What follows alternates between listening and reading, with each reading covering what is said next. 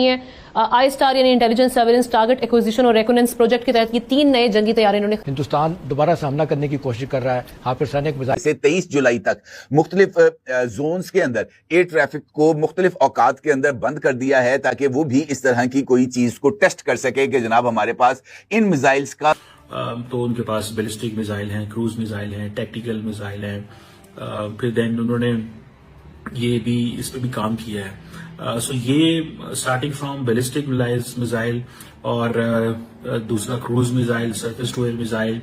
Even के anti tank guided missiles भी हैं, एंटी शिप मिसाइल्स भी हैं, एंटी सेट तबाह बर्बाद उठाया है। दुश्मन ने भारत की ईमा पर पाकिस्तान पर अब तक का खतरनाक तरीन हमला किया है और पाकिस्तान की सिक्योरिटी फोर्सेस, पाकिस्तान के कानून नाफिज करने वाले इदारों को निशाना बनाया गया है। शहादतों की तलातमी है और इसके साथ ही साथ इस वक्त पाकिस्तान की अफवाज की जानिब से एक बहुत बड़े जवाबी ऑपरेशन की तवक्को की जा रही है। साथ ही साथ भारत की जंगी तैयारियां भी उरूज पर हैं और भारत ने एक नए खतरनाक मिसाइल का तजुर्बा किया है। उस हवाले से हमने कुछ रिसर्च की है, कुछ डिटेल्स हैं जो हमारे लिए जानना बहुत जरूरी है, क्योंकि भारत की जानिब से इस खतरनाक मिसाइल का तजुर्बा पाकिस्तान के लिए बहुत इंपॉर्टेंट है, क्योंकि हमें दुश्मन की जो कैपेबिलिटीज हैं, दुश्मन की जो सलाहियतें हैं, उनकी एक ट्रू पिक्चर। तो दोस्तों, भारतीय सेना ने लद्दाख में एयर डिफेंस सिस्टम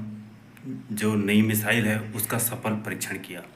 और ऐसे ही 3 मिसाइलें जो हाइपरसोनिक मिसाइलें हैं इनका सफलतापूर्वक परीक्षण किया और सफलता मिली। यह देखकर पाकिस्तानी में खलबली मच गई। दोस्तों, भारत की मिसाइल टेस्टिंग हर दिन बढ़ती जा रही है। यह देखकर पाकिस्तान मीडिया में और पाकिस्तान में खलबली मची हुई है कि कहीं ऑपरेशन सिंदूर के तहत भारत दूसरी बार कहीं हम पे हमला न कर दे, क्योंकि भारत हर दिन कुछ न कुछ नए हथियारों का टेस्ट कर रहा है। तो दोस्तों, पाकिस्तान में और पाकिस्तानी मीडिया में काफ़ी डर छाया हुआ है भारत के जो वेपन टेस्ट कर रहा है भारत,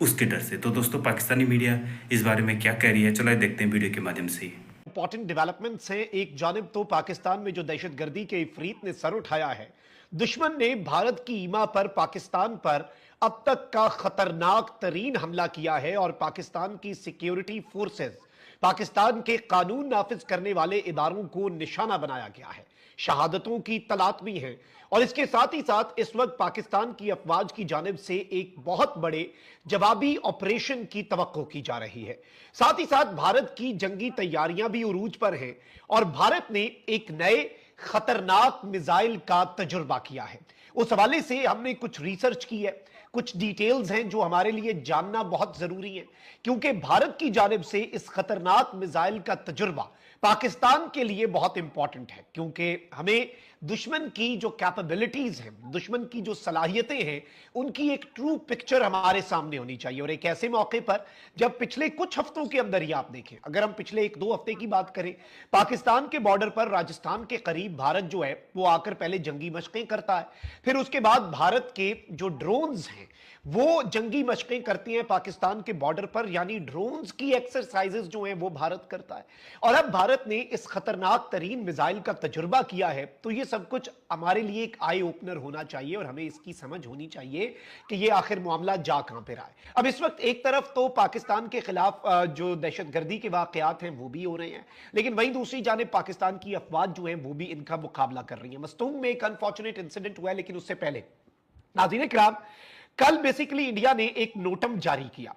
और नोटम ये जारी किया, इंडिया ने डिक्लेयर किया no fly zone bay of Bengal जो है उसके ऊपर। और जब इंडिया ने ये किया तो उसमें 28 से बेसिकली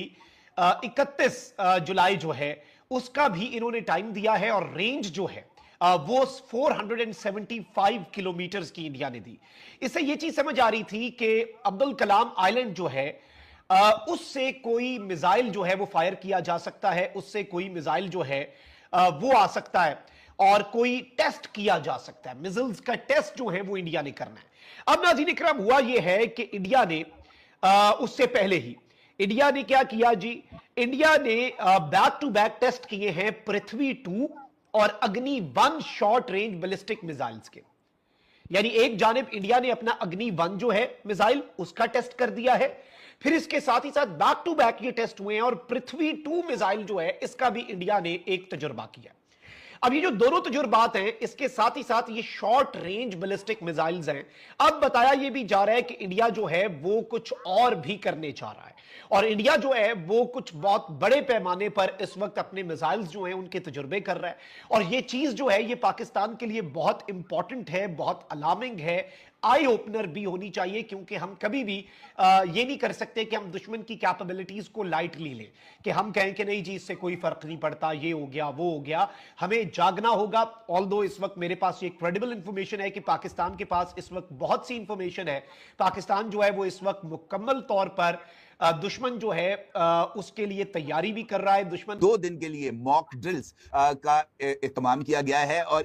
इन मॉक ड्रिल्स के दौरान वो तमाम सरहदी इलाके जो कि पाकिस्तानी बॉर्डर से मुत्तसिल हैं उनके साथ साथ दारुल हुकूमत नई दिल्ली में भी ये मॉक ड्रिल्स की जाएंगी। अब इस सारी सूरत हाल में जहां पर इस वक्त अगर देखा जाए तो बराह रास्त बॉर्डर्स के ऊपर या LOC के ऊपर किसी तरह की कोई संगीन सूरत हाल सामने नहीं आ रही, लेकिन इसके बावजूद भारत की तरफ से मुसलसल ना सिर्फ ये मॉक ड्रिल्स की जा रही हैं बल्कि मिसाइल्स के तजुर्बात भी किए जा रहे हैं। इसके साथ साथ नए हथियारों की खरीदारी के लिए जनाब इंसेंटिव्स दिए जा रहे हैं मुख्तलिफ ममालिक को, जो कि इस बात की तरफ वाज़ेह तौर पर इशारा है कि भारत एक नई लड़ाई लड़ने पर ना सिर्फ तुला बैठा